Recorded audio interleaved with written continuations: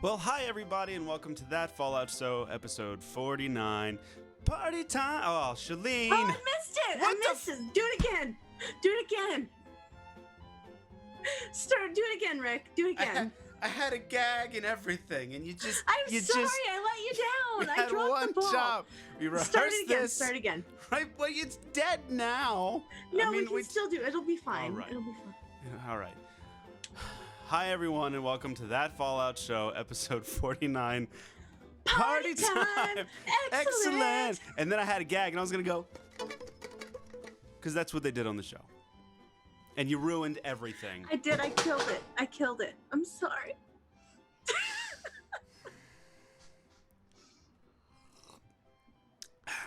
Am I the reason why you lost your hair? The stress made it fall out. Ah! Get it? Fall out. Far out, man. One of these days I'll hit puberty. Jesus Christ, this episode has already gone crazy. Well, anyway, Shaline, how are you? I'm doing okay. It's been a week, but it was better than last week anyway. So that's good. Well, that's progress. good. Yeah. By the way, we apologize for no game stack last week. I wasn't up to it. So Yeah, we all kind of having in me to do a bit of a break. podcast.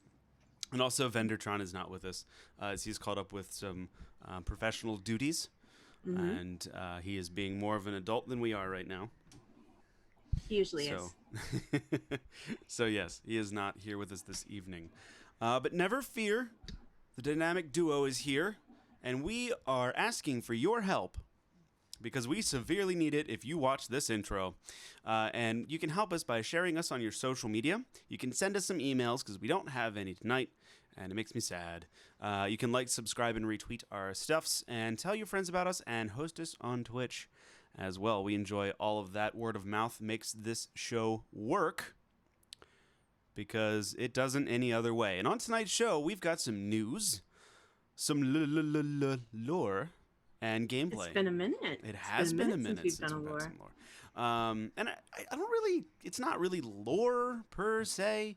It's more so like, let's talk about some stuff that's in Fallout 76 that doesn't exactly denote lore or history or IRL. So anyway, but it's all about alcohol. That counts. Anyway, we wanted to first start our episode off because we have some 5-star review shout-outs. Shaline, could you please take it away? We had 5-star review shout-outs? Yes, oh, wow. we did. We had 3. Okay. Thaniknak. I have That one- nothing. Yeah, that one got me too. Thaniknak? Yep. Thaniknak. And Caleb G. Webb. I love your extremely pronounceable name, Caleb. Thank you. And JV Alex 07. So thank you all for giving us 5-star reviews. Those help us gain visibility in the podcast algorithms, and we appreciate it. Yeah. And then we also have some new people in the Discord as well. And that would be Wastelander. Well, Wastelander. But it's capitals, so I feel like you have to shout it. No. Wastelander. Wastelander. And then, if that one has all caps and this one every other's cap, how do you do that one? Yeah, knack. All right, you took the high road, I guess. And then Raptor Red Ender, apparently back from the Wall of Shame. Yeah, Yes. the Corner of Shame. Didn't we also have Dave Chafin's back from the Corner of Shame? I think we already Did we already went over welcome that. him back from the Corner of Shame? Okay. And then Yak welcome, Legion. Raptor. And then Yak Legion as well. So 4 newbies. Well, 1 return guest. In the Discord. All right. Imagine a legion of yaks if they were organized and militarized. My head went to like a legion of yaks, but all they did was just small talk. Oh no, I'm thinking like yaks, but they're militarized and like the animal, a yak. Like Yes, it's a legion of yaks, and all they do is small talk. Just a bunch of yaks who are just talking. Who are you yakking? That's my head. Where's yours? It's time for the news. If you like news, you're gonna love our next segment. All right, what happened in the world of Fallout, Shaline? Well, a few things this week. A few things, Rick, have happened. Mm. We've got a recap of the most recent Inside the Vault. So this one was released this past Thursday, and they wanted to let us know, the fine folks at Bethesda, that they have reopened the public test server on PC. So if you are a PC player, you can access the public test server. It's free to access if you have the game. It's anybody on PC can get on. It's no longer closed off. And you can play test upcoming features like the One Wasteland update, the daily ops, and legendary perks. And of course, they are using the feedback that they get from the playtest server to improve and clean up these different systems before they roll them live. And they state that participation has been fantastic, but they need more players to play test. And some key areas where they need help are daily ops and One Wasteland. Currently, most PTS players are attempting daily ops solo. And while that is great, they need more team play. So if you can, if you have the chance, jump in the PTS and test those daily ops missions as a team. And they are encouraging you to group up with your friends and to form daily ops public teams and maybe make some new friends. And also, One Wasteland, most of the characters are using high level characters. And that's great, but they need more people to be playtesting on the other end of the spectrum.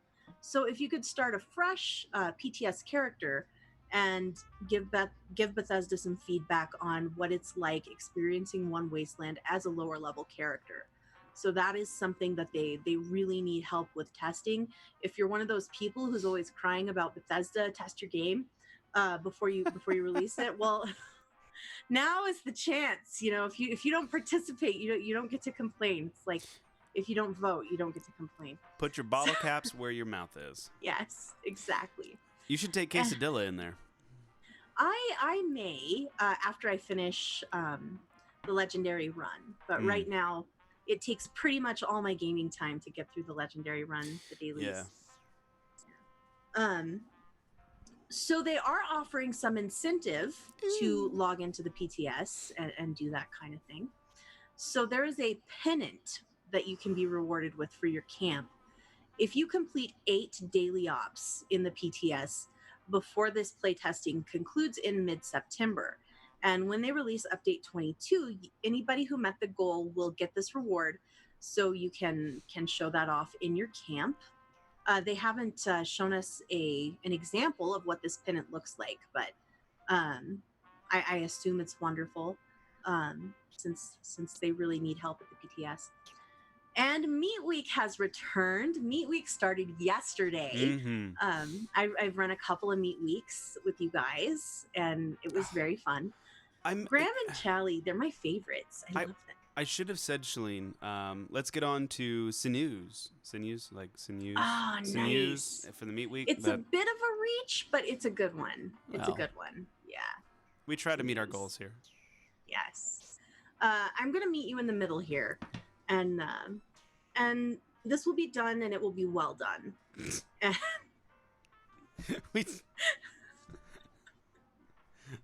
This many puns is so rare for us.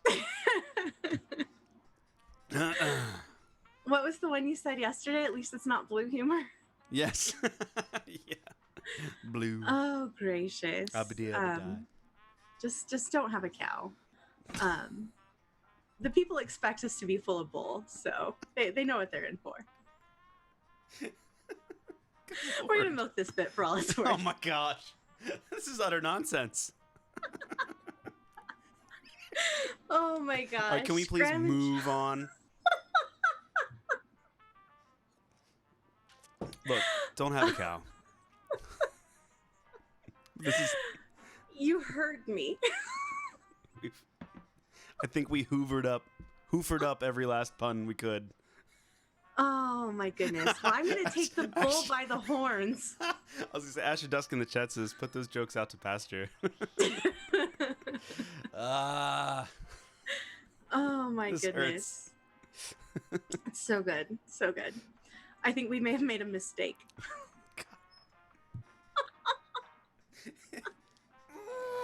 Now the chat's gonna roast us. Stop! Meat Week. Meat Week is back. Graham and Chally. Chally the Moo Moo. Graham and Chally are some of my favorite characters in this whole game. They have been since the beginning. And Graham loves Chally. And I find that to be potentially the most wholesome thing in this entirety of Fallout 76, Graham's love for Chally. But they are back. They have returned. Graham wants some meat. We will not tell Chally what is being cooked in the meat cook. And for 7 days, we can do the Primal Cuts events, where we will fight prime beasts every 15 minutes. And we can take that prime meat that we earn to Graham's Meat Cook, which happens at the top of the hour every hour. And of course, we can throw the meat cook. It'll be grand. I really enjoy Meat Week. It's one of my favorite events. So. Yeah, it is a lot of fun, and it's so funny that you think like, man, it's only at the top of the hour, you know, with a whole other hour to do it. But by the time you're like, oh, Prime Cuts is up, and you do Prime Cuts, and you kill them, and you kind of do the whole inventory management, and you're like, all right, let's do a thing, and then you look at the clock, you're like, oh, Meat Week's up again. Let's go do it. Or Prime Cuts, and by the time you get done like the 4 Prime Cuts, you're like, oh, it's Meat Week again. I'm actually really excited about the Primal Cuts event because the one that I've been going to the most in the Savage Divide is that the middle place? The Savage Divide by the lake. It's full of honey beasts. Yes, and the honey beasts, of course, drop honey, and so I'm gonna have tons of honey, abundant honey, to make tea with sweet water down at the giant teapot. You love that. So you like making tea. I love making tea. My favorite events are making tea with Sweetwater, and let's see, throwing the dinner party at the golf course, and making soup at Mama Dolce's. You love the soup one. And I also like the one in the tunnel. I forget what that's called. Where you escort the Brahmin through the tunnel. It's the newer one. I like that event as well. I've forgotten what it is too. We're truly a Fallout podcast where the newest events, riding shotgun. Thank you, Asher Dusk. We knew it. Don't credit the. We were testing you. We were seeing who would be the quick one to respond. So, kudos to Asher Dusk. He passed the test. Archon didn't respond just solely because he's face palming and shaking his head. Indeed. Because he's so disgusted with us. I don't know why he hangs out with us. Meat Week ends 7 days from now. 7 days from when it began. So enjoy Meat Week, and we certainly will as well. Also, Fortifying Atlas is a thing that's been going on. We talked about this a bit on the last show. The Brotherhood of Steel will be moving into the Wasteland. They will be moving into the Atlas Observatory, and they need our junk to help them build this place up. So Project Alpha was successfully completed. We met all of the goals, and Project Bravo, will begin on August 27th. The first challenge will be to deliver 150 million wood. And if we meet that goal, everyone will unlock the Steel Dawn Army fatigues. Ew. And other rewards from the Project Bravo include a Brotherhood Collectron station, a Purveyor 50% off super sale, and a second helping of Meat Week. So definitely tag wood, cloth, leather, and glass in your search so that you can stock up on those and be prepared to help the Brotherhood. We actually got the concrete one? We did, yeah. They lowered it. Okay, I was going to say. Rick, they lowered it by 90%. Well, concrete is only like in 10% of the wasteland, so. Yeah, concrete, you can find it in concrete bags and gnomes, and that's it. And there's like a few workshops that like give it to you every once in a while when you put like the little thing on there. Yeah, it's not easy to come by. It was funny when these numbers first popped up, like 150 million wood. I'm like, man, that's a lot. Like that'll take a while, and they're like 2 days. 2 days is over. Yeah. I feel they started out with like 150 million for the concrete requirement, and then they lowered it to 15 million. Yeah, well, that makes sense. I mean, that was nuts. But personally, I kind of feel like that kid on those old shake and bake commercials, like at the very end, and I helped, and like that's it. And I kind of put one donation in. It's like I did my duty. Yeah, and then I've done about one donation for each of the things as well. I think I did a few more for plastic, maybe. The wood one will be fine. I can give all kinds of wood. Like all of it. Not all of it. I need to keep some of it. Okay, we're looking at Rick judgmentally now. So I've been stocking up. I actually am I'm a bit of hoarder when it comes to the wood. I collect it compulsively. You do. Because I ran out one time when I was trying to cook things. One time?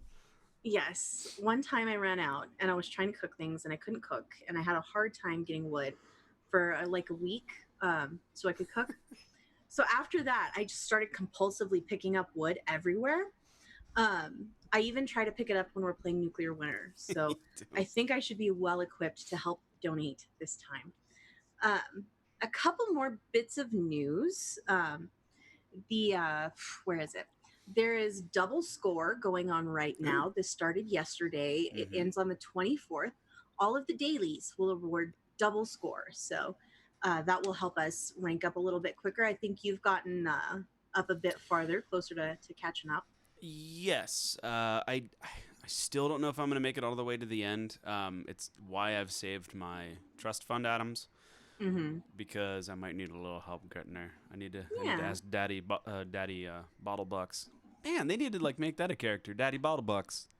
Daddy Bottle Caps. Anyway. I'm very close. I'm like 5 ranks away. I'm so jelly. I'm very excited. Arjun unlocked it yesterday. Yes. The only thing I want is the Arboretum thing. The globe that puts the stars and the moons in the sky. Oh, the planetarium. That. Yeah. Good job. That's like the only thing I want, but the issue is just it's tinier than I thought. Like I thought it would be like, it's going to fill the whole room, but I don't think it's going to be like that. Either way, I still want it. I've invested enough time and effort into this that I feel compelled to see it through. So I have to finish. Also, we are getting a bonus challenge week from August 26th through the 31st. They're adding daily and weekly challenges to the usual lineup, giving you more opportunities to earn score, which is a fantastic thing. I know some players were extremely upset that one of the dailies was a Nuclear Winter challenge, and were definitely some rumblings regarding whether or not there were adequate opportunities to earn score to get to the end. So I think it's a good thing that they listened to that feedback and gave some additional opportunities. So yeah, one thing that I thought was silly though was when they're like, Arjun and I were talking about it the other day, where the kill a creature in Nuclear Winter, when they're like kill 9 creatures, and the people are like no, and it's like all right, kill 3 creatures, and people are like no, and they're like kill a creature, and that seemed to go over well. But like 3 is fine. 3 seems like a fine number. 3 was not that bad. No, 9 was nuts. I do feel like the days that kill a creture is the challenge, though, there are no creatures in the world. No, I agree with you. That definitely seems a little shady. And I would not be surprised if they're nerfing the creature numbers on those days. That, I think, is the frustrating part. When they're like, kill 9 of them, and we're going to like lower the rate by 50%. That's annoying, and that's stupid. Because they just want the people to play longer. I'll play longer, but just don't be frustrated while I'm doing it. I'm just so excited that now you guys play with me. I think it's wonderful. Yeah, it helps that for the most part, Nuclear Winter is pretty fair. You could be in marine armor and get zipped in the head twice and you're dead. And that makes sense because you don't have a helmet. So I like the game. Nuclear Winter's so fun. There was a hot fix that was released on August 18th. We have a few patch notes for that. Yes, that fix was hot. It was spicy. A colossal problem, like the Wendigo Colossus event, is now available. So that begins in Monongah Mine, and up to 8 players can take on a Wendigo Colossus. I can't wait to do this event. I really want to do this event this evening, not this weekend. I was This gonna say evening is tonight. probably too ambitious. Yeah. This weekend sometime. I really want to do this. They did some bug fixes. The Settler Forager now properly gives daily quests. There were some camp and workshop fixes. Players can now replace solid walls with doorway walls in their camps. So that was something that was a major issue for a lot of the building community. That has been reversed, so they can do that again. And they addressed a budget exploit related to small generators. The Secret Service armor, deep-pocketed mods, and pocketed mods are now available correctly from Reg using cold bullion. And the Brotherhood of Steel fatigues are now correctly categorized as under armor instead of as an outfit. And of course, there was some performance and stability updates. And yeah, that's about it. Cool. So, little hot fix there. yes. I have a story. I have a story about the colossal problem. Oh, I'm excited to hear that. Did you play one? You'll find out. I'm excited. I'm excited to hear about No it. spoilers. So something that is a quintessential part of Bethesda games is mods. The mod community has been keeping these games alive and implementing fixes and basically changing the face of these games and keeping them alive, giving them legs for years and years and years now. And we are years into Fallout 76 and still don't have mods, which of course were something that was promised at the beginning. But mod support is still planned for Fallout 76. During a panel at QuakeCon, one of the lead developers gave a status update reassuring everyone that the team is working on it. Jeff Gardner, Fallout 76's project lead, said that mod support will be happening eventually, and to quote, "We are definitely still working on mod support. It's coming.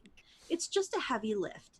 We've had to put a lot of resources into that. It's not just drag and drop from the previous game because of the way our client server architecture works, but it is coming. We're working on it. Just stay tuned."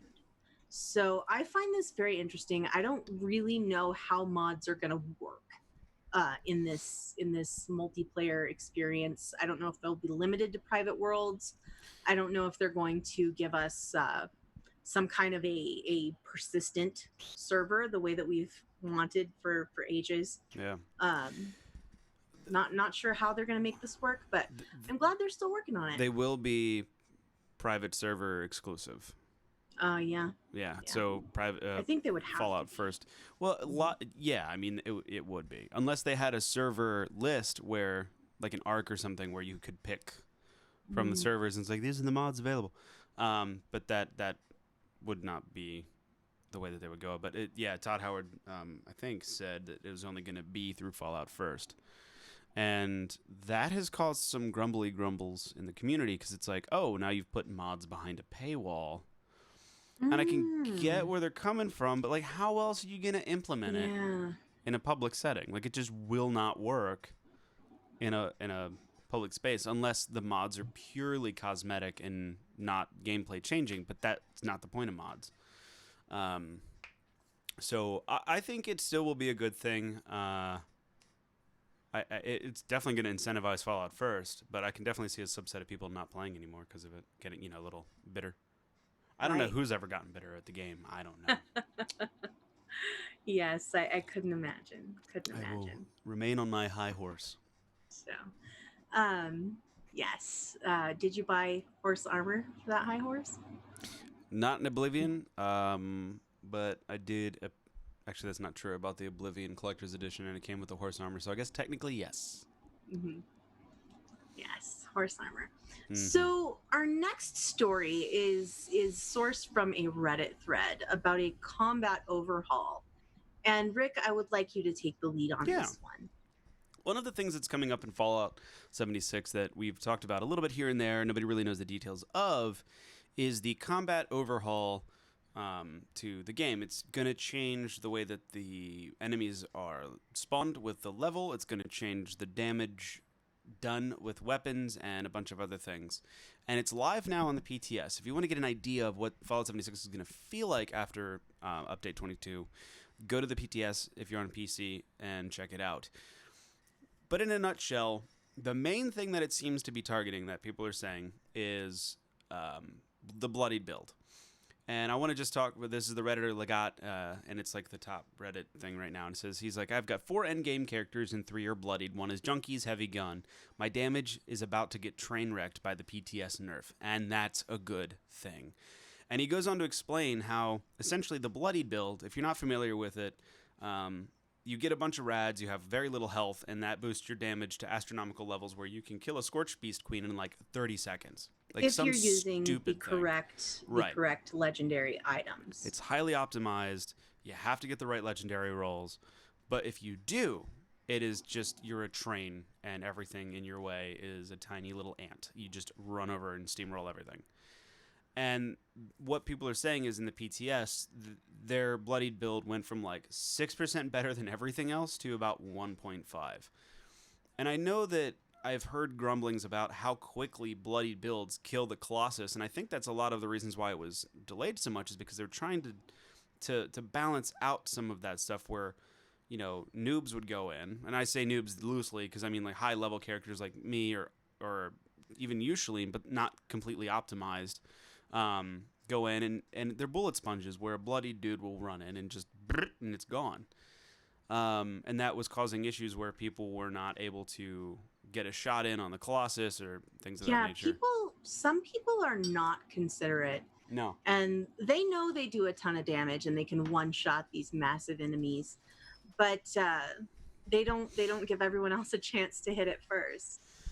No, and that's what this whole Reddit thread it talks about. It talks about this particular issue, and he said what really brought him on to this issue is he had gotten 3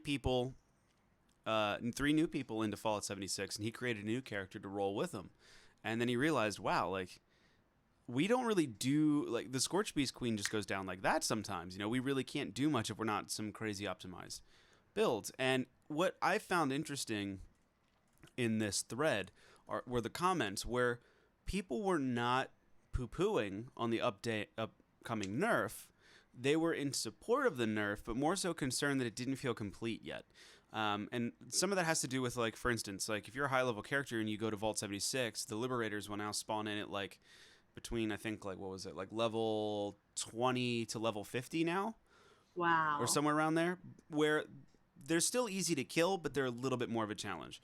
They seem to notice that I was watching, I think it was Juicehead, was running through the PTS and giving some insight, and he said there seemed to be a cap of like level 50 or something. I can't remember what it was, but basically you're going to watch the level of enemies be closer to what you are. Right. I don't know what that looks like in a team. I don't know who's it's based off of, because like if it's based off of Archon's level, I'm boned. We're screwed. So I don't know if it averages them or what.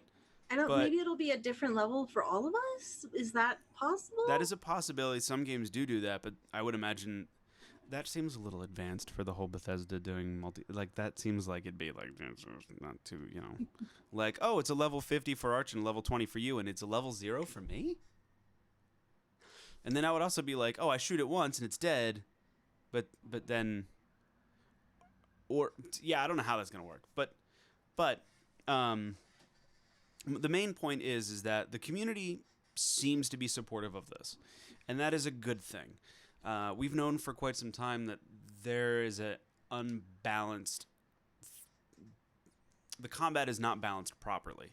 You know, I've talked about a couple times where I've gone into fights and I watch you guys melee damage this thing in like 3 hits, and I'm doing like 20, 30 damage pings to it with, you know, all the damage modifiers that I have and like anti-armor and all this stuff. And it doesn't make any sense. Like, I should be doing at least for the most part, the base damage of the weapon, I would think. Unless there's something horribly wrong that I don't realize. But I should be at least be doing what my gun says it's going to do. And so I think a damage nerf is going to be good. I'd like to see a rebalance. And I just wanted to kind of throw it out there that people are experiencing the PTS. And they're saying it's a good thing. Just a little wonky, which is completely fine because it's Bethesda. Everything's a little wonky, right? So, but I just found it uplifting. I was happy with the report. It seems, even I think Juicehead was commenting on how a good thing it was.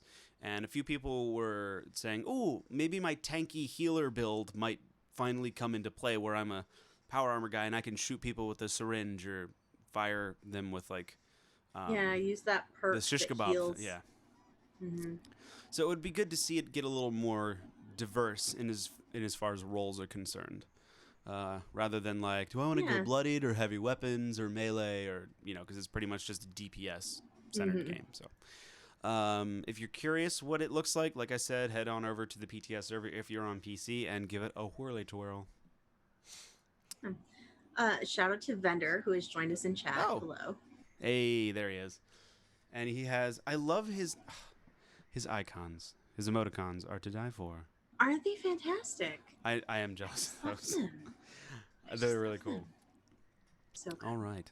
Well, in honor of Vendertron, we have some ballistic bargains right around the corner. And Shaline, do you want to take us through this week's sales? I missed that original Adam Shop song. It's always a different song now. They've moved on from this original song. Is it? I miss it, yeah. So this is the Adam Shop update for August 18th through the 25th. And of course, there is a new emote that you can grab available for free that is a Join My Public Team emote. So definitely grab that. I'm just glad it's not another icon. I'm really tired of free icons. Please, no more icons. So that's available for free. And there is the Brotherhood of Steel Military Beret is available for free. The Brotherhood of Steel Banner is available for free. Those were part of the rewards from Atlas, Fortifying Atlas Project Alpha. And if you are a Fallout First member through September 22nd, you can get the thatched rug and the sleazy bed, which of course is covered in tacky hearts and has a coin slot on the side. And I hear if you put the thatched rug in the same room with the sleazy bed, there's no one that can resist your wiles. Oh, really? Wow, I mean, that's important. Who can't resist a good thatched rug? Mm-hmm. Yeah, and combined with the power of the sleazy bed, I mean. and then when you're on it, they'll go, "Does it work?" And you'll be like, "No."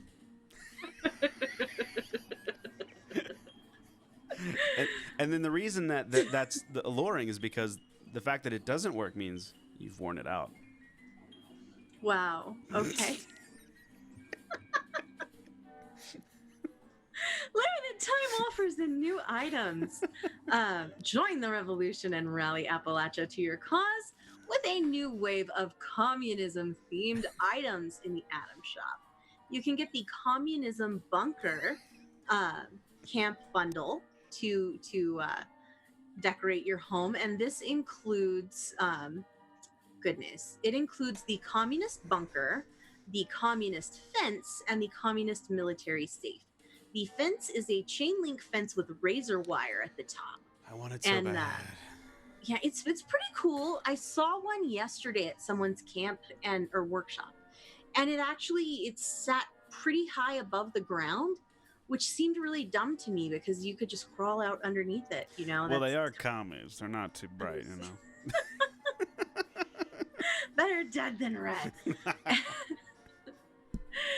And there's the Red Scare Power Armor available with the Jetpack skin as a bonus. That camp bundle is 1,000 atoms through September 8th. All of the following are available through September 8th. The Red Scare Power Armor and Jetpack cost 1,400 atoms. You can get the bunker by itself for 700, the fence by itself for 500, and the safe by itself for 250. Available until August 25th is the clean Charlie the Moo costume. And I got this right away. I immediately purchased the Charlie the Moo outfit.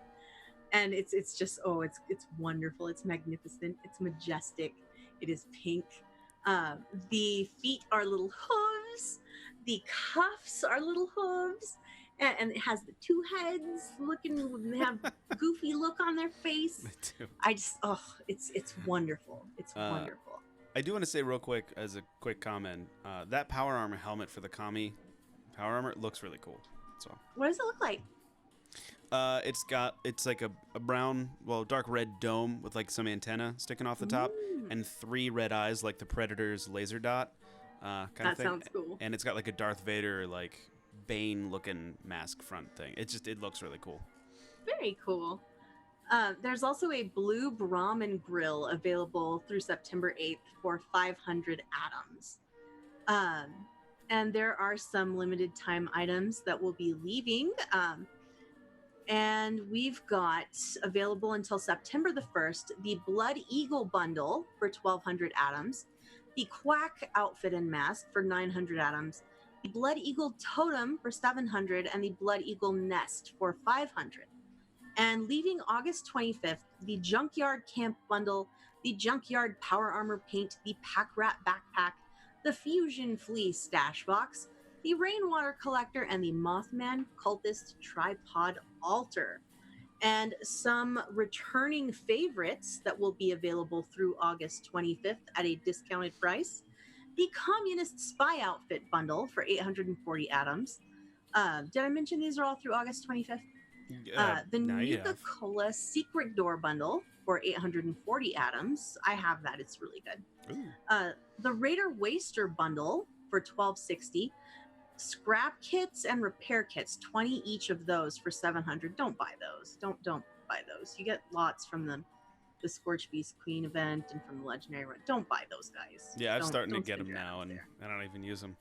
Yes, they fill up your pockets, and also it supports Bethesda doing utility items for atoms, which is not something that I want to support.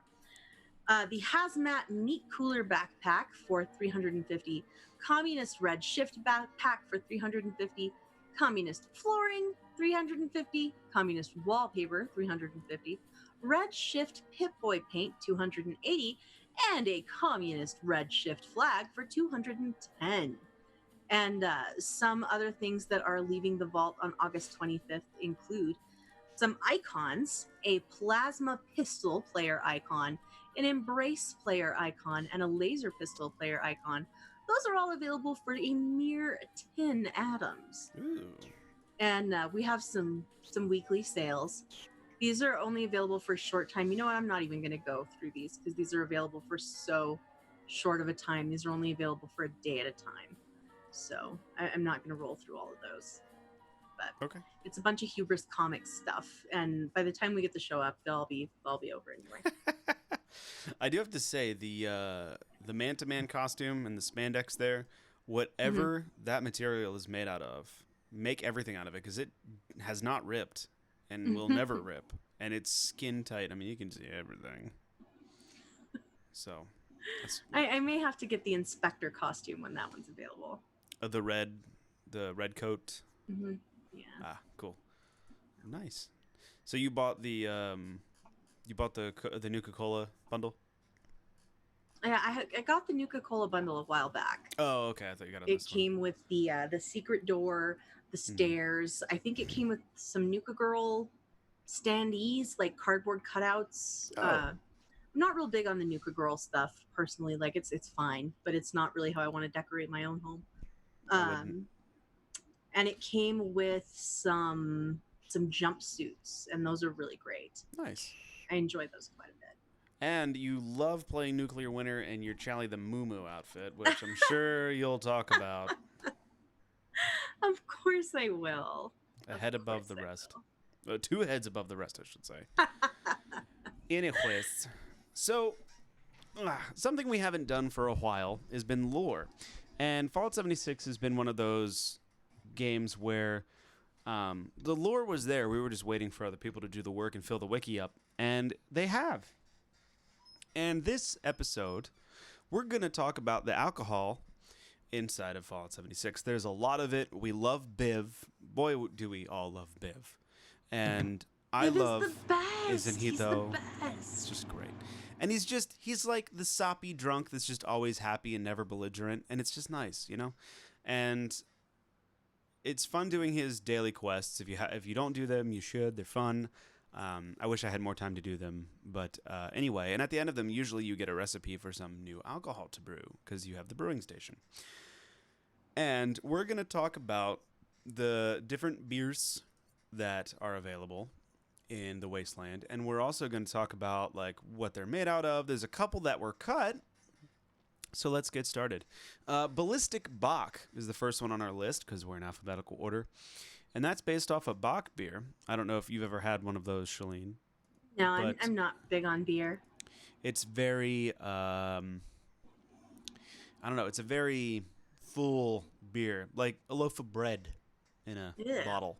But it's good. Disgusting. It's a little sweet. It's good. It's just a lot of not so hoppy, so you don't get that like pine taste. Like you don't get a lot of hops, but there's a lot of other like more earthy flavors, like grain or oats or whatever else they put in it. But anyway, this one is brewed using gunpowder and nuclear material because its benefit raises your ballistic damage by 15% at the cost of minus 15% condition increase. So like your guns will break more at that point. And yeah, so that's that one. You can also brew that. And most of the beers and most of the different alcohols have like, they give you water, quote unquote, they quench your thirst. They increase your addiction rate, mostly by 5%. And the disease chance of 9% until they fully ferment. So that's kind of a standard thing here. So moving on.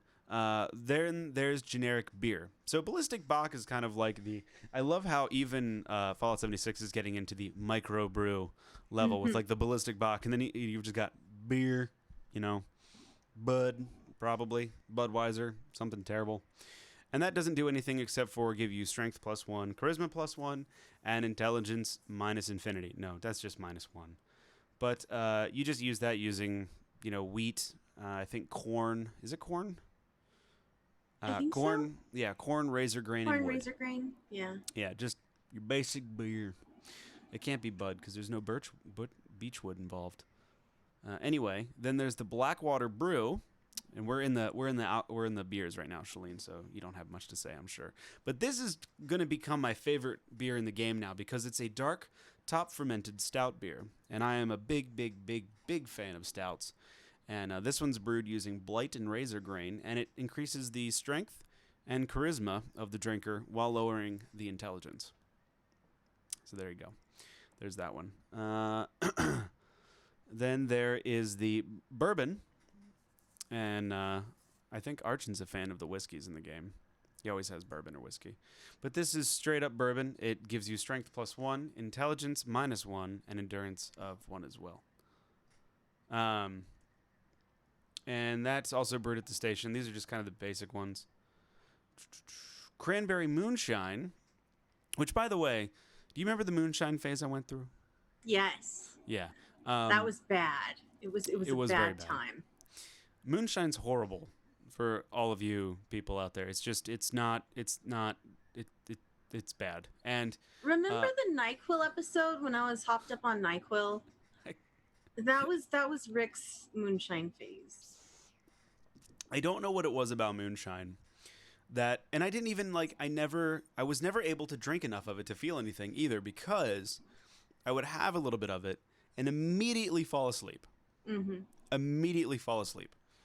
And don't know why, just particularly moonshine, just drink like a shot of it or in a mixed drink and like 20 minutes later I'm out. So none of that for me. However, in Fallout 76, that does not occur. The Cranberry Moonshine is moonshine made with the cranberries of Sounds delicious. It does sound good. And it also is beneficial because it increases your charisma and strength by 1 and increases your HP by 25, but it does lower your intelligence by 1. Moving on from that, we have the... also, I should point out that the Appalachian Champagne, Apala Champagne, whatever, I can't... That was actually a alcohol that was cut from the game. It was supposed to be obtained using the St. Valentine's Day Massacre quest. It's like a Radiant quest you could get a perfume recipe from and a bottle of this champagne. But that was cut from the quest. or cut from the game. Some of this stuff, and I was reading through this, and Archon would be sad because there's something called the Firecracker Whiskey, which was cut from the game. And what it did was, you use the firecracker berry for it, but what it did was melee attacks trigger self-immolation, damaging you and your attacker. I want that so much. And I think at one point, ballistic and melee attacks deal fire damage, which was something that it was going to do. But yeah, so melee attacks would have triggered self-immolation on. Please restore this cut content, but then turn. Well, that was the fresh one. I want Sorry. to burn. There were two types. There was fresh and vintage. The fresh one, the melee triggers immolation, and vintage, ballistic and melee attacks deal fire damage, and melee attacks trigger self-immolation. So the vintage one did a little extra of fun there. The Firecracker Whiskey Manhattan was also cut from the game. There were ballistic and melee damage attacks deal fire damage, so similar. And then there was the Firecracker Whiskey Old Fashioned, cut from the game, and that was pretty much of the same ilk as the other three. So maybe we'll see an iteration of those at some point. The High Voltage Hefe, which is a Hefeweizen, which to quote a joke from a comedian, it's like saying, what type of bread is your favorite bread? And the answer is cake. That's like a Hefeweizen. What types of beer is your favorite beer? Hefeweizen. It's basically just a bunch of wheat stuffed in and fermented. But anyway, this one is called the High Voltage Hefe because you use a fusion cell, because that's what I do when I brew beer. I put batteries in it. And it improves energy weapon damage by 15% and increases the condition cost by 15% for 5 minutes. It's similar to the ballistic one. We have the Hoppy Hunter IPA, the worst beer ever. IPAs, because they're disgusting. They taste like soap and pine needles. That's what IPAs usually taste like. And it stands for India Pale Ale, if you didn't know that. But this one's brewed using brain fungus and nuclear material, and it increases scope stability and damage versus animals, but reduced VATS accuracy. So that's that one. By the way, Shaline, there was a brewery around my area that for Halloween a bunch of years ago, they brewed a beer called Brains, in which they somehow infused the beer with goat brain. That's weird. Yep. Why? Don't know. Why would you do that? Because it's trendy and funny and probably disgusting. But they roasted the brain and somehow got it into the beer. I don't really know. That's gross. I've had poop coffee beer before. The civet coffee. Yeah, I've heard of the poop coffee. I had a stout that was a lot of times with stouts, there's coffee inside of it or coffee beans in the mash, the mash for the fermentation process. So you get like a coffee flavor kind of. Well, they use civet coffee beans in the thing, and it was the best beer I've just bring me poop coffee. It tasted great. Anywho's, Champagne. Lead Champagne. Do you like Champagne? This is one of my well, I've never had it actually. What? Yeah, I've never had it. You can get cheap stuff for like $5 a bottle. I've never felt the need to have champagne. But this is one of my favorite drinks in Fallout 76 because of the effect. Yes, and the effect are. Do you want to tell the good listeners? +3 fall speed, +15 damage resistance, and +100 rad resistance. But that fall speed is hilarious. And if you combine it with marsupial, you jump really high and then you just drop really fast. It's so fun. The first time that I ever had one, it was around Bib's place. And I think I was playing with Archon. And I was running up the stairs nearby and just jumping off just to fall. It's wonderful. I think I tried it once, and it was the same thing. Like, oh, this is so funny. Like, boink, don't.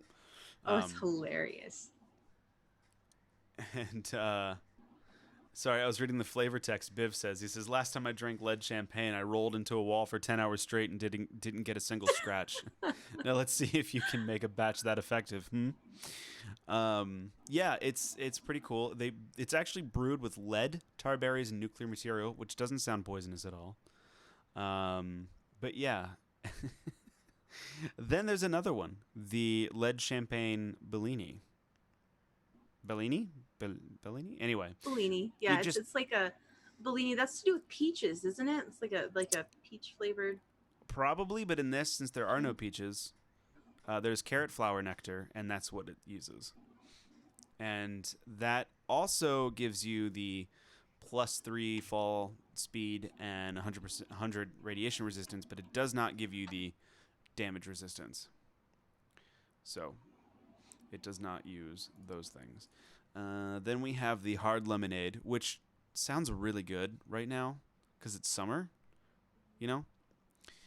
Have you ever had hard lemonade or anything like that, like spiked lemonade? No. No? Oh, no, I'm square, Rick. I've had but you've much fewer experiences than you. That's lemonade and vodka. Sounds fantastic. It does sound great. It's like so a it's screwdriver. like a screwdriver, but with lemonade instead of orange juice. So, this weekend, since my birthday hit and Wednesday, and Sarah's been crazy booked down with work. This Saturday, Sunday, since it's rainy all weekend, we're just like, let's just hang out and like have like a quote unquote birthday weekend. I bought myself the best cake ever, ice cream cake, no superior cake. Don't even say cheesecake; it's a pie. Anyhow, and I was like, we could wake up in the morning and we'll go sit on the back porch and make those morning drinks that they do, like vodka and orange juice. And I went, wait a minute, that's a screwdriver. That's not a morning drink. I was like, what is the mimosa? That's right. I mean, it could be. I was like, I like how my brain went to like, let's just have screwdrivers in the morning. Hey, it's orange juice. And it's Evie fine. was confused. She's like, why do you want a screwdriver? I was like, no, never mind. It's fine. It's fine. So, so that's made out of vodka and lemonade. Fortifies your AP plus 30 and your AP regen for plus 10% for 10 minutes. Let's see here. Then we have, more moonshine. Mountain honey moonshine, which also sounds good. It's brewed using honey and snaptail reed. And it increases your max HP by 25, +1 strength and charisma, and -1 intelligence. And let's see here. What else do we have? That's the moonshine. None of that sounds good. Then we have New River Red Ale, right? The New River Red Ale. I still want you to record these jingles. I don't know. Have we talked about that on the podcast? No, I was going to bring it up on the next one. Yeah, go ahead. I was good. So yeah, Shaline, well, no, continue on the. When this game was new, we were experiencing some of these new brand name beers, like New River Red Ale, and Rick started writing jingles for them. And I really want him. I want him to do professional recordings of these jingles. so much. There's one in particular that will come up later that I sing that name every time that I see it. Every time. Yeah, so the New River Red Ale has +1 strength and charisma and -1 intelligence. And that's brewed with bloodleaf and razor grain. And the one that Shaline was referencing was Oak Holler Lager. Every time. I can't see one with the Oak Holler Lager. I did it as a joke. Because each one is like some like country song. And that's what Oak Holler Lager came with. And it's a frothy light colored beer brewed using thistles and razor grain. I was trying to figure out how to use thistle as like thistle, but screw it. Anyway, it just does the same thing as every other beer in the game, just like every beer in real life. Like, this one tastes different. You're like, yes, it does. It has notes of chocolate. No, it doesn't. It's just beer. +1 strength, +1 charisma, and -1 intelligence in the Oak Holler Lager. Then we get on to some of the drinks that you did have, which was Nuka-Cola Dark, or Nuka Dark. And I finally finished my bottle of Nuka Dark. And it wasn't it good? It was delicious. And like it was really like good. To me, it's very vanilla-y. Yeah, to me it had like coconut and vanilla in it. Mm-hmm. Like I had those two hints. And the sad thing is I can't find another rum anywhere that has coconut and also vanilla. So what we would do, me and my wife, when we ran out of Nuka Dark, was we would go out and we bought this like, I don't know, some country artist has his own rum line, and it has coconut in it. So I got that, and my goodness, you could just drink it straight because it was so sweet and delicious. And we would mix that with Coke, vanilla Coke, and that got close. So anyway, Nuka Dark in the game is +1 strength, +1 endurance, and -1 in perception. And actually, in the game, it is a dark-colored rum made from Nuka-Cola and distilled snaptail reeds. And it was Nuka, a bit of background on this particular drink. The Nuka-Cola Corporation's attempt at entering the alcoholic beverage market. And it was touted as the most thirst-quenching way to unwind. And I can't think of rum being thirst-quenching. It's definitely a way to unwind, but yeah. Those partaking in the drink were recommended not to operate motor vehicles or heavy machinery for at least 8 hours after drinking, and women who were pregnant or planning on becoming pregnant were encouraged to avoid the drink. And I still got to say that every time you go into Vault, 96? Is that the nuclear winter vault? 51. 51. So when you go into Vault 51, if you go to the workout bench, with the bench press bench, and you look at there's a Nuka Dark can bottle sitting next to the workout, because that's what I want to do when I bench presses. Drink rum. So there's that. And then our favorite, Nuka-Shine. This one is by far and large the most fun alcoholic beverage to drink in Vault 76, because it actually does what alcohol does. It makes you black out. So it gives you 30 radiation, plus 50 AP regen, minus 50 sprint AP cost, plus 100 unarmed damage, the vintage only, and chance for blackouts. And when I say chance, it's like 100% chance. You will black out and you will wake up somewhere else. There's a whole quest about this. I'm always disappointed. I always try people's punch bowls in their camps. I'm always disappointed when it's not stocked with Nuka-Shine. My punch bowl is stocked with Nuka-Shine. I have a Nuka-Shine in my punch bowl. Good job. Fine. It's funny. I always build these houses, and I'll talk. I don't know if I talked about it on this show yet. I don't think I have. You haven't talked about your new house. Well, yes, you do. You have a bit because of the grotto. Oh yeah, that's right. But yeah, I always build houses in this game where I'm like, people will come and visit, and we'll have hangout party time. And I always play in private servers. 1, 2, I don't have any vendors set up there, so it's not even on the map. And 3, I only play with you and Archon. And you guys are squares. Well, we come visit. I know. But every time, like, genuinely, when I go to my house to, like, do crafting or repair anything, I always put on the bathrobe. That makes me so happy, Rick. I love that. I'd take off the ghillie hat, take off the backpack, and put on the bathrobe and hang out in the house. I have a bartender now, too. Oh, really? Oh, lovely. Yeah, he's one of the allies, so I set his bar up. Apparently, you can get his kind of honky wooden bar shoved into a real fancy-looking bar. I don't know how to do that yet, but I will at some point. Anywho, yes, Nuka-Shine, there's a whole quest around it that leads up to Biv. So I think you start out by going to a particular frat house in Morgantown. It's well worth it if you haven't done it, and the alcoholic beverage is hilarious because, again, you will just randomly wake up in some places, and there's even a Skyrim reference, go figure, that you can wake up in. Hey, you're finally awake.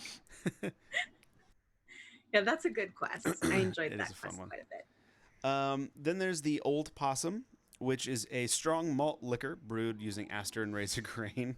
Colt 45 and 266. You know that song, Shaline? Colt 45? Anyway. This does, again, +1 strength, +1 charisma, and -1 intelligence. And, yeah, that's just... There's a lot of beer that they just rebranded the name of and then just like had it do the same thing. Well, that's what I know. Like just this one, Pickaxe Pilsner. Yeah, it's Pilsner. You can use glowing fungus and razor grain to make it, but it does the same thing as every other beer. It's +1 strength and charisma and -1 in intelligence and a different looking bottle. Can you put those on display cases? Yeah. Oh. Yeah, I have a bunch of my Nuka-Colas in the display case right now. Nice. Okay. I didn't know you could do that. That kind of makes me feel like, oh, I could put a bar up and like these are the offerings we have at the bar. Yes. If it didn't count double towards the capacity of your camp, Mm-hmm. that's annoying. Which, by the way, for those of you watching, Shaline, that has to take up so much camp budget. It Like, does. ugh. It does. It's worth it. She's so yeah. The next one is Rad Ant Lager, plus 50 carry weight for 1 minute, and then after that minute's over, it gives you minus 50 carry weight for a minute. So you can use it in a pinch to get to where you are if you're over encumbered, but then you will be definitely over encumbered once it runs out. And then my favorite and yours, rum. Roosters is the distillery. Roosters brand bottle of rum. It increases physical strength by 1 and agility by 1, and decreases intelligence. So yeah, there you go. That's that one. I like how this actually has like a Roosters rum. I like when they add the like there's a brand behind just a generic, game. Like if you look at I think the bullets even have brands on there. Like there's a company that makes the specific types of bullets in the boxes. Yeah, I think so. So that's the rum. And then up next is the Tick Blood Tequila. That is using tick blood, which sounds completely safe, and pure crimson flux. Now, what the fresh version does is melee attacks replenish hunger, but may infect you with the disease. And then the vintage kind, melee attacks restore health and replenish hunger, but may also infect with a disease. Is that trade-off worth it, you think? Yeah, probably. I feel like it's... I've got a bunch of disease cures. It's true. Let's see here. So that's that one. There's also the Tick Blood also has with it the Tick Blood Tequila Margarita, which melee attacks restore health but infect you with a disease. Again, you use corpse seed juice. Could you imagine you going over to someone's house? They're like, "Hey, I've got a drink for you to try." And you're like, "Oh, what's in it?" You're like, "Oh, tick blood and corpse seed oil. Here you go. Take a sip." I don't think I would. That is also. You would. You totally would. I'd sip it. Yeah. If I gave you a tick blood margarita, you would drink it. I think if it's in a context of like, I'm in some location and it's like a tradition or like, oh, a tequila sunrise, which actually does sound good. I don't even know what a tequila sunrise. What is a tequila sunrise? Do you know? I have no idea. I thought you've had experience. No, 5 minutes. Again, I don't understand why they're having like 3 alcohol drinks that kind of do the same thing, but anyway. Oh, there's a red X next to it. Oh, you can't. +1 strength and -1 intelligence, and that lasts for 3 minutes. So that's the Surkov brand vodka. Then there's the whiskey, which I like this name for whiskey in Irish. Literally, it's whiskey. Oh my goodness, that's brilliant. That's brilliant. With canned coffee and Brahmin milk, and I got to say, I've had White Russians in real life. They're delicious. Your Kahlua. I feel like that's dangerous. But anyway, the White Russian in Fallout 76 will reduce limb damage by 25%. There's a lot of alcohol in Fallout 76, and most of it does the same thing. And there is a lot coal into train cars, mm-hmm. And if you hop up into one of the train cars, there's a skeleton, and in front of the skeleton is 1 bourbon, 1 shot, and 1 beer.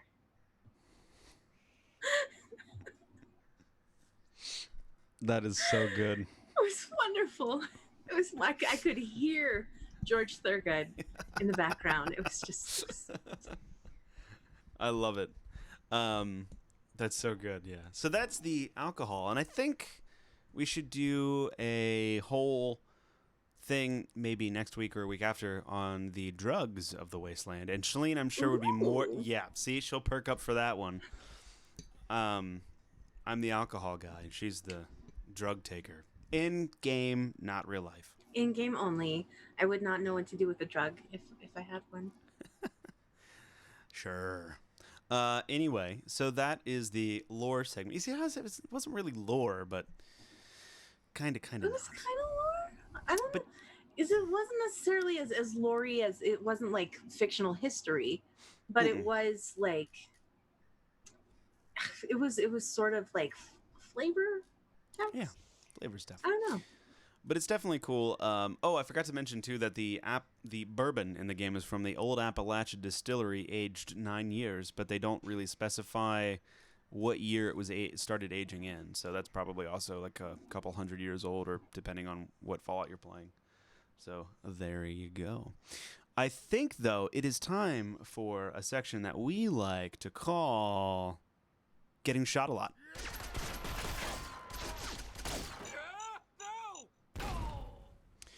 Shaline, why don't you go ahead and start with the gameplay?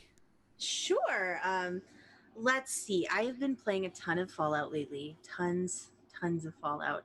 Um, I've really been enjoying the legendary run, of course. Every day we come home, we got to do our homework.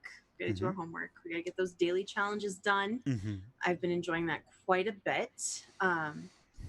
Let's see. What have I been doing besides the dailies?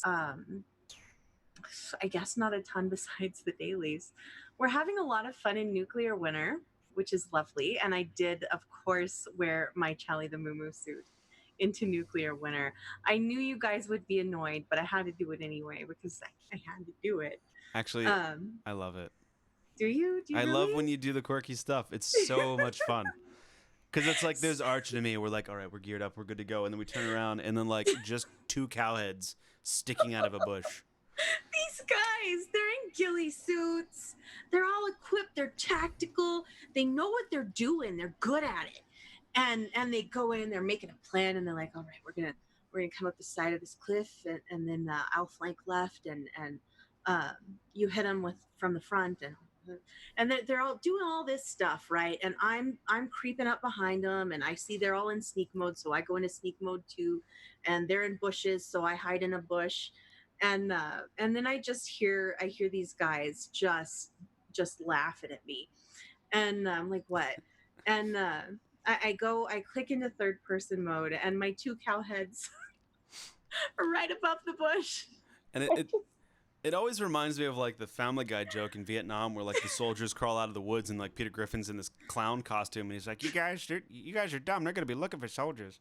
And I feel like you're like in that same mode where you're like, and they're not gonna know which head to shoot. Which one is it? Oh man, So you guys are dummies. They can see your head. They don't know which one to shoot. You know. But we love the shenaniganry. I made that suit the day that I bought it. We were in adventure mode. I put it on, and I started laughing. I lost it laughing. You did. I found it so funny. And every time that I would start to regain control of myself, I would notice something else hilarious, like how the cuffs were little hooves, or the little tail on the back, or the dopey look on the faces, and I would just lose it all over again. When you jumped, the udders flutter? I don't think they do, no. That's an utter failure on Bethesda's part. I didn't mean to start this again.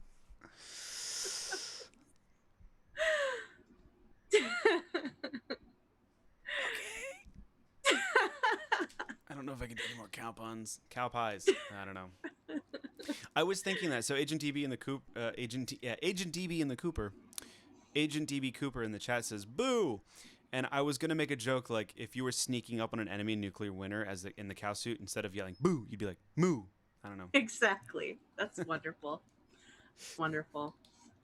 We've been doing pretty good at Nuclear Winter. I feel really good about our Nuclear Winter performance. Mm-hmm. We win often enough that it can't be an accident anymore. Yeah. We don't win every time, of course. We're not that good, really. We're just mostly stubborn. More than anything else. Stubborn. And we tend to typically last pretty long into the matches, which is a lot of fun.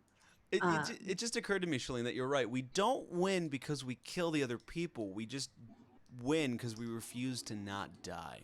Yes, we refuse to die. Mm-hmm. It's not because we're good at killing people. We just don't die easily. Because we usually win with like just a couple of kills under our belts each. And when we lose and we spectate the winner, they've usually got 6 or 7 kills. Or more. That's not us. That's not us. Agent DB Cooper is like tactical cowardice. Always the best win. I love it. Tactical cowardice. Oh my goodness. All right, boys, wonderful. it's time for some TC. All right, TC, let's go. It's really funny. So, yeah, of course, still enjoy a nuclear winter. And that cow suit, man. So there's a dirty version that's available as a Meat Week reward. Sorry. Rick, don't.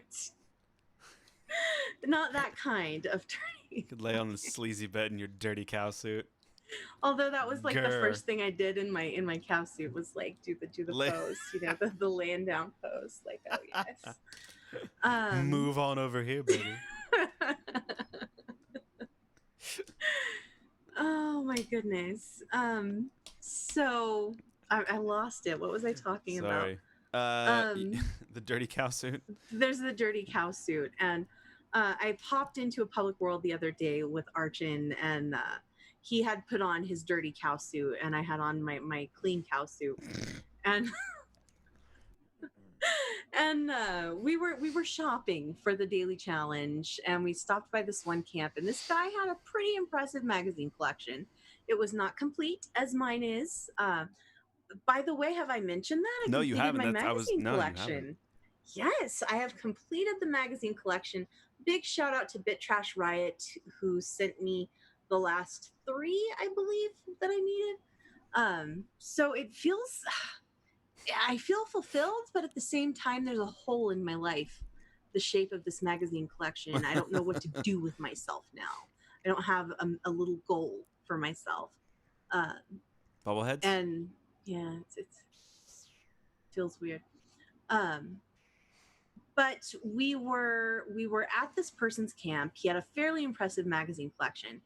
And I started checking to see if I had any of the ones that he was missing. I did have one. So I dropped it for him and called him over to come pick it up. And Archon checked, and he had a couple. So he dropped them too, called the guy over. And this guy was so happy, and he started just leaving us all kinds of stuff. He gave us a bunch of magazines and like weapons and stuff, and he was all happy. And Archon was commenting on how odd that was that 2 cows showed up at his camp and gave him magazines. Imagine that. You're building your house, you're doing some decorating, and a couple of cows show up, give us the magazines. Not only that, just people in cow costumes. Just somehow more weird than 2 random cows showing up. Right? So funny. I love to milk the cows in Fallout 76. I'm always milking them.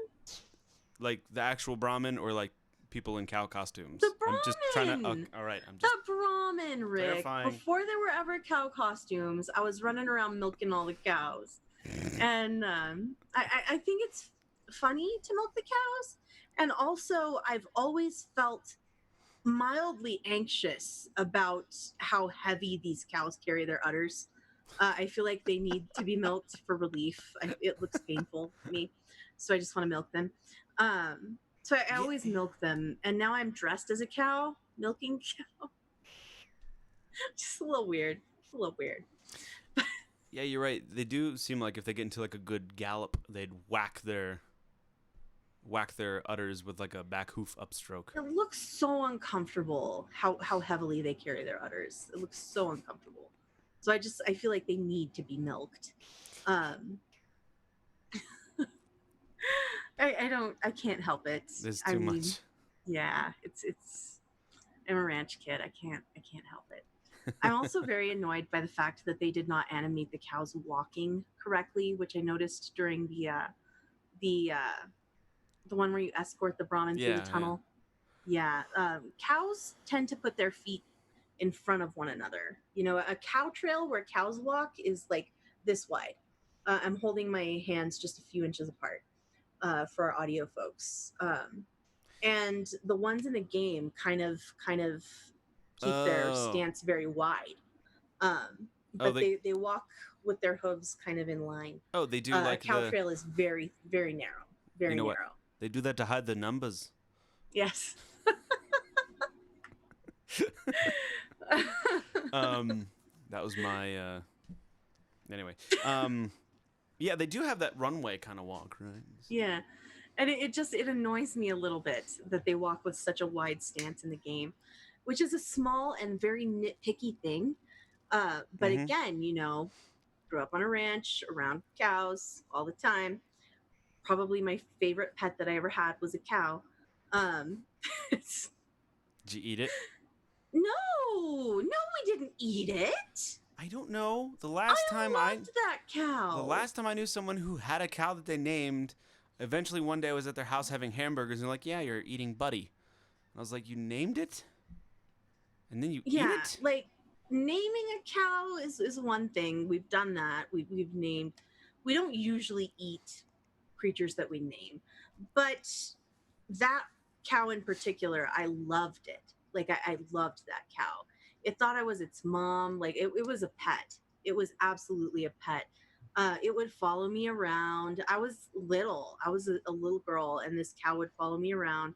And I would wake up some mornings, and she would have her nose like pressed against the window, like waiting for me to wake up That is so at my cute. bedroom window, and I'd open the window and pet her through the window. And her name was Babyface. I loved that cow so much. She would let me pet her, That's so and she would cute. follow me all around. And when she did eventually pass away, she was always getting out of the fence and exploring. She was a very adventurous little cow, and our fences were not the best, to be fair. But she would always break out and go off exploring, and we would get. She was tiny, like she had dwarfism of some kind. She was a tiny, Oh. tiny little cow. She was the smaller of a pair of twins, and her mother would not raise her. Sometimes that happens with cows. They won't raise the smaller one. They'll give all the milk to the larger twin. And my dad brought her home, and I guess this is quite a personal story. But I raised her. I raised her on a bottle. She was tiny, tiny little thing. I raised her on a bottle, and she was my little pet. And when she eventually did pass away, it was because she had run away from home and gotten into a pasture across the street that had buffalo in it.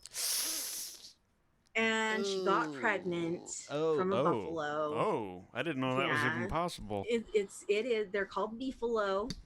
Um, and Babyface was not able to pass the calf when it was too big. It was too big, and we didn't find her having trouble in time. So she was too small to carry that calf, Oh, and that sucks. I'm still a little heartbroken about it, to be perfectly honest. If you Still don't a little mind me heartbroken. that what I couldn't even imagine having a cow. Like the biggest thing I had as a pet as a kid was a Newfoundland dog. How big is that? Its paw would probably be the size of my hand. I mean, That's a big dog. it's a big dog. I used to ride it as a child. His name was Bear, the giant dog. So it was like that was a big dog, but I didn't have anything that was the size of even a small cow's. Cows are big. I don't think people realize Yeah. how big cows are. This particular one was pretty small, though. She was tiny. Oh, okay. But She was very tiny. She was kind of fat after she got bigger, so she was this tiny little fat cow. She's so cute. She had little curls. She had little tiny horns because I would not let my dad dehorn her. Oh. I wouldn't let him take the horns off. So she had a little tiny rack of horns. She was so cute. I loved that cow. I still miss her. I love Babyface. I can tell. That's amazing. Yeah. So But I'm used to being around big animals. We had cows, we had horses, Well- we had a donkey. What? Yeah, we had a donkey. My brother, when he was little, my middle brother Clint, him and my dad were driving home one day, and there was this like really sad and pathetic donkey on the side of the road, and my brother started to cry because he felt so badly for this donkey. So my dad pulled over and he talked to the people, and he's like, my son is really feeling bad for this donkey. Like, can we buy the donkey? He bought the donkey. And my dad is thinking like it can only live for like another month maybe, and we'll just give it a comfortable end of its days, and Clint will feel better. And like 10 years later, the donkey was still there. Her name was Rosie, and she You would didn't bray whenever anyone drove up, and she had the softest nose. you didn't name it Baba Louie? No, Why? I didn't name it. I wasn't born yet. If you ever have a pet donkey, you name it Baba Louie in honor of Quickstraw. No, I wanted to ask you because I've had animals wander on my property and then like drop. Like this one creepy cat decided to like wander in my yard and go, "Ow," and then lay down and die. And then I had to figure out what to do with it. And I have a hard time figuring out what to do with this small past thing. What do you do with a cow? Like what you don't bury it with a headstone. Like if you like walk out in your field and there's a full size cow that just kind of dropped over, what do you do with it? Well, the area of land that you're dealing with is massive. You just right? leave it? So we did leave her where she Oh, fell. okay. Yeah. Because I guess it feeds vultures and coyotes. And... Nature took its course. Okay. Yeah. Because I was just thinking about that. Like, that's a big animal to like. Yeah. Thump if she had fallen like in the road or something, we would have moved her. Okay. But we wouldn't have buried her. Okay. Well, I wouldn't think that. I just wasn't sure if there was like if a vet took it and like if they incinerated them or something like that. I don't know. Maybe that's something that they do. I don't know. I'm not at some places. I'm not a farmer. I grew up poor, Rick. Like I grew up in the middle of nowhere, and like we were rarely able to call a vet for anything. No, I was just curious. We did our own animal doctoring. Oh wow! So yeah. No, I just was curious. We would pull our own calves. We would turn calves when they were backwards. Jeez. Yeah, that's. I know exactly what it feels like to reach in there and turn a calf. You were elbow deep in that, weren't you? Yeah, shoulder deep. Shoulder deep. Oh yeah. Just nah. I'm good. I wouldn't. Yeah, we've treated for pink eye. We've treated for all kinds of things. Yeah. Wow, we got way off. Anyway, that Fallout show. Ranch off the that ranching show. That one. Yeah, I'm sorry, guys. No, I like that story. Way off in the weeds. No, I love that story. That was funny. So, what else have you been doing in Fallout?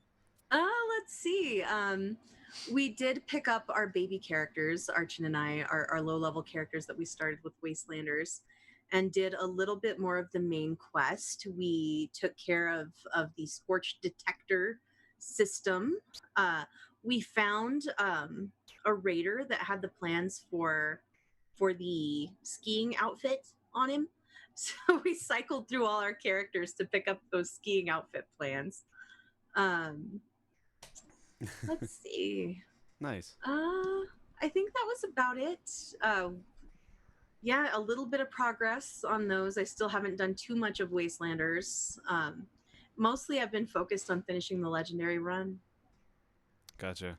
You need to finish Wastelanders because I really do. I finally have. I got through. I sided with the Raiders, and there's one particular reason why I sided with the Raiders, and her name is Ra Ra, and you'll figure that out when you get there. But I sided with the Raiders, did all that stuff. I now have access to the gold, and I love it, and it's a lot of fun. It's a whole other little currency thing. And then after that, I was like, man, I need to launch a nuke. I haven't done that yet. I completed Wastelanders by my lonesome, and I haven't done a nuke yet. Like the initial thing that Fallout 76 was all about, I Am Become Death, I had not done it. So I said, Archon, will you please help me launch a nuke? And he's like, not only will I help you launch a nuke, I will just plow everything over on the way there. And he's like, and by the way, we will also launch it on Mananga Mine, and we will do a colossal problem. And I'm like, let's do it. So I get my gear. We go down into the bunker, and I put my magazine in the gun, and I rack around, and I look up, and there's a trail of dead robots, and Archon's just all the way down the hall. And I'm like, well, this will be easy. Right? I just went around when he launched a nuke with me.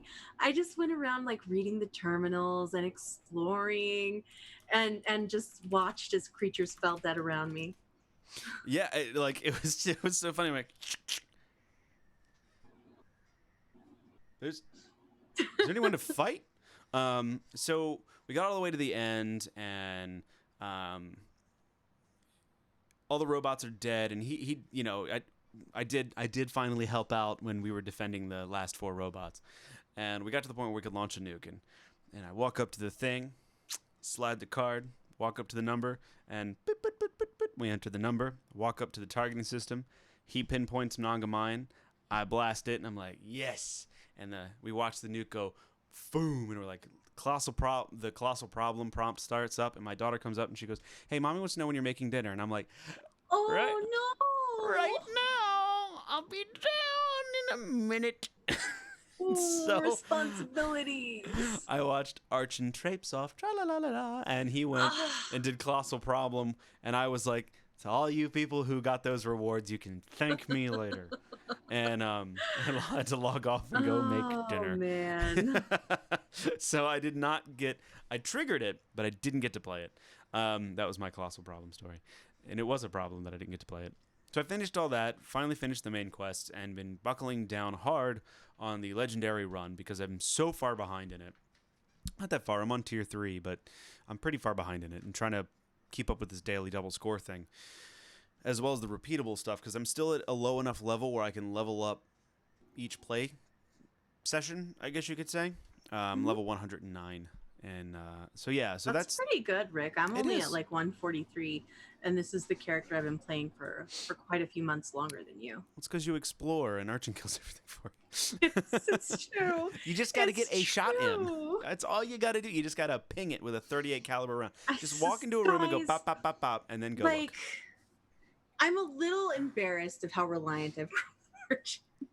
The other day, you were like, where's it at on the map? And I was like, what do you mean you don't know where this is at? And you're like, I usually just fast travel to Archon. I don't know where anything is on the map. I don't ever use the map. I just fast travel. We're like, oh, it's in the Savage Divide. What's that? Which one is the Savage Divide? What do you mean? It's the giant middle bit. Like, it is the divide that is Savage. Yeah, I rarely use the map. I just travel to Archon. Like, there are some times that there are things that you say that you've done that I have to kind of just stop and go, I cannot believe it. And one of them was when we were playing Sea of Thieves, and you guys are like, you guys are such good shots. It's because you didn't know you could right click. Like, that moment, I had to go, I don't know anything. Do I know math? Do I know algebra? Is everything real? The other one was when we played the entire campaign of Destiny 2, and you're like, there's a mini map? Like, what do you mean? You've played this game for like 10 hours. And let's not forget the time that I played God of War to the Gates of Helheim without spending a single experience point. That's right. You're like, oh, I can upgrade. But that made you a better player, though. That's different. That made you awesome at the combat. I blew through the rest of that game like nothing. Like, I didn't experience a single challenge from that point on. You would be good at Dark Souls, probably. Because there's no leveling. I played it once, and it was not a good experience. I would be good if I invested time. So anyway, I was good at Senua. I was good at Hellblade. That game's just great, though. So yeah, I've been doing that. I changed my build up from fully automatic to single shot. I think I might have mentioned. And I've been having this issue where I haven't been doing as much damage as I would like. So I'm kind of reconfiguring my perk cards with adding some more, not so much damage boosters, but kind of, I would say second tier damage boosters like Adrenaline, where if you kill somebody, then your damage is boosted by a certain amount of time by a certain percentage, rather than just straight damage boost. So I've been playing with that. I think I really need to look at the armor. I don't want to be fully optimized, but I do want to have some sort of synchronicity between what I do in the game and the armor and stuff, and it's not just willy-nilly like pocketed stuff. It's stuff that helps me actually kill stuff. So that's kind of a focus of mine. I did all of Beckett's quest. Beckett is an ally, and his quest is a lot of fun. And you're basically just mowing down blood eagles, and who doesn't like that? And there's a fun little twist at the end, and now he's my bartender. And that's fun because my house, like I've mentioned before, is a kind of a party house with like a pool. Did you romance Beckett? No, I did not. I saw it was an option. The first flirt option with Beckett. The only character I ever really felt like I wanted to romance in any Fallout game was in Fallout 4, and I can't even remember her name, but the Irish chick, Kate, yeah, she was the only one I felt like I wanted to romance. Paige just wouldn't shut up. She was like the Preston Garvey ulterior. I just didn't like Paige. Wait, is it Paige? Paige isn't right. Who's Paige? Not Paige. Piper? Piper, that's it. Yeah. Annoyed me. Of course. For me, it was Paladin Dance. Of course it would be. Yes, my George enduring Clooney love wannabe. for Paladin Dance. So anyway, yeah, we've been playing a lot of Nuclear Winter, and what's fun to notice in Nuclear Winter is, yes, we can hold our own against other players. We're not good, we're not bad, but we've noticed that there's like a couple groups that whenever we face them, we know we're going to die by them. One is the Bear Crew. The Bear Crew, we know we're done. And the other one is the Voided Spark. I think so. Yeah, I think it's Voided Spark. And there's like two other people that he usually pals around with that they're just good. Like they're just good and uber good, you know, and it's fun to die from. I like dying from those guys because it's like, okay, I died by good players, not by a cheater or by something stupid. Because one of the frustrating things in that game is grenades. I'll watch a grenade arc. It'll go forward and then kind of pull Looney Tunes like and then kind of fall sometimes. I've seen grenades go past you and then somehow rubber band back and bounce off of you and fall at my feet. And it's like, what just happened there? But yeah, it is fun to play. Didn't you kill one of the Bear Crew last night? Yes, me and Archon had to tag team this bear. I shot him up a bunch with an auto laser pistol, and then I think Archon finally downed him. However, I ran up because I was hating this thing. I ran up and just like laid into it and killed it before it got Archon up. I think he might have been downed. I can't remember. Sometimes you get the bear.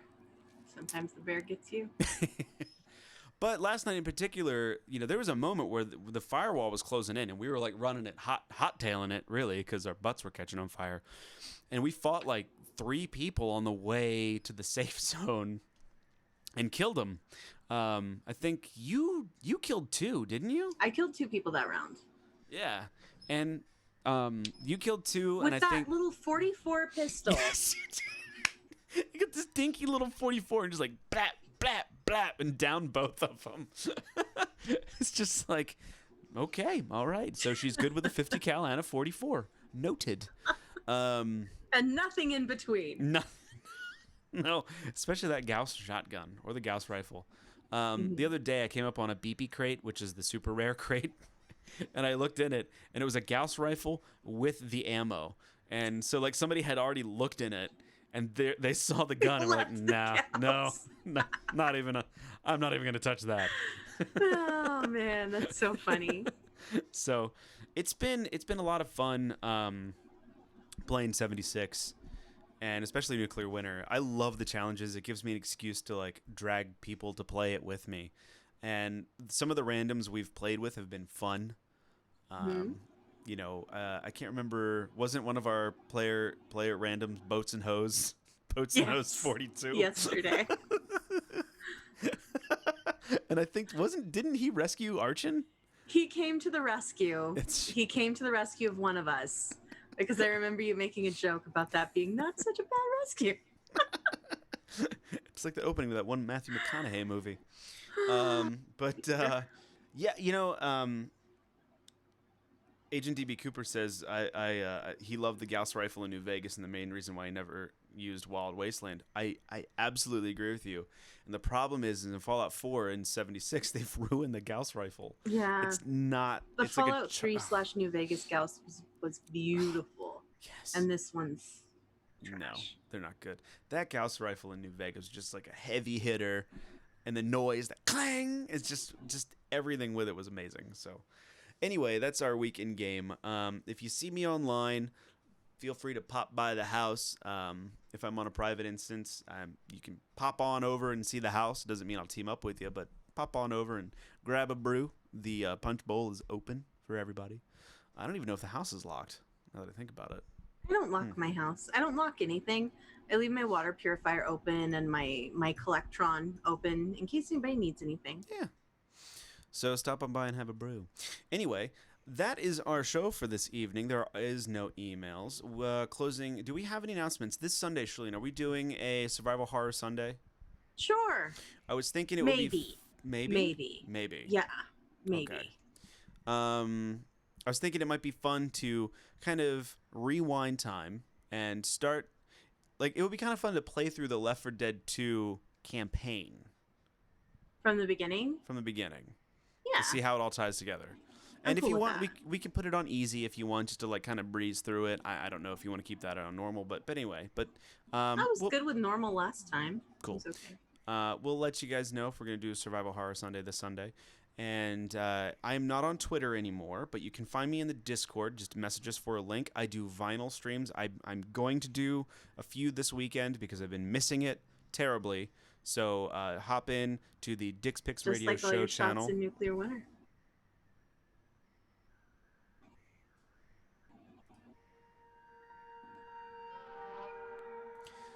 Just kidding. But yeah, it pop in there sometime, and I spin vinyl, and it's fun. Anyway, I have no steam left. Thank you. That just wind out of my sails, Shaline. You can tweet, though, at the show, at That Fallout Show. You can tweet at the network /GameStack at We Just Love Games. You can tweet at Shaline L, and Vendertron at VendertronN. Also, we should say that Vendertron does his own streams at twitch.tv/Vendertron. And I believe he's been flying a lot in Microsoft's Flight Simulator. And I love his streams. They are fantastic. I cannot explain why. He's a great streamer. He It's really just, is. He's very engaging to watch. It's like Bob Ross. The dude just paints. And he just paints. But for some reason... the Bob Ross of video games. Minus the afro. But yeah, it's like a calming thing. And it's just, and every time something bad happens in the game, like a crash or something, it's just funny because they respond with, "Oh dear, oh no, that's not good." And it's just so pleasant to see someone not rage out, you know? It's just wonderful. So if you can catch one of his streams, go do it. I do love them. And that's twitch.tv/Vendertron. Is it Vendertron or Vendertron N? It's just Vendertron on Vendertron. Twitch. Okay. We're also on Facebook, facebook.com/thatfalloutshow, and facebook.com/groups/thatfalloutshow, and facebook.com/wejustlovegames and /groups/wejustlovegames. Email us as well at info@wejustlovegames.com, and like this video and subscribe to our YouTube channel as well, which is youtube.com/wejustlovegames. You can find our podcast on iTunes or Stitcher Radio or wherever your favorite podcast aggregate is. If we're not on your podcast aggregate, I don't know how you're hearing it, but just in case you are listening to us and we're not, let us know and I'll try to do it. Leave us a review on iTunes with 5 stars and some text, and we'll shout you out at the beginning of the show like we did the 3 lovely listeners this evening.